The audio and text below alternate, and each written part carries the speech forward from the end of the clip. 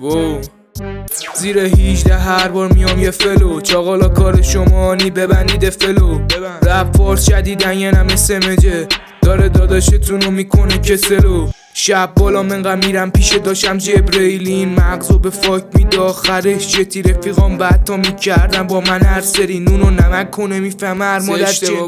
من نمیمالم جایی برای کسی نه اگه فهم میکنی بالاتری حواله به چاقالا رپ کن نیستم مقاله نویسم بگو پس به منو از اینا سوا بنویسن داشت بمیره نمیندازه لنگر دشمنا فیت شدن و گرفتن سنگر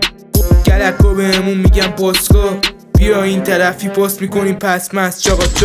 بابا بدخوام بلاکه سرعت بالا مخفی پلاکه مینت ورزشه مین من دراگه تو کمد تو کتابه تو کمد من گلاکه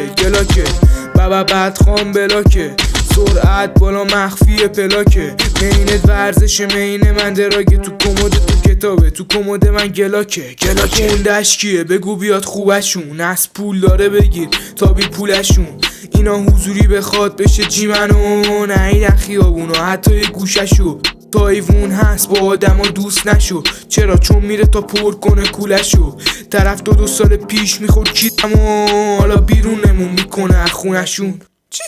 بابا بدخوام بلاکه سرعت بالا مخفی پلاکه مینت ورزشه مین من دراگه تو کمد تو کتابه تو کمد من گلاکه بابا بدخوام بلاکه سرعت بالا مخفی پلاکه مینت ورزشه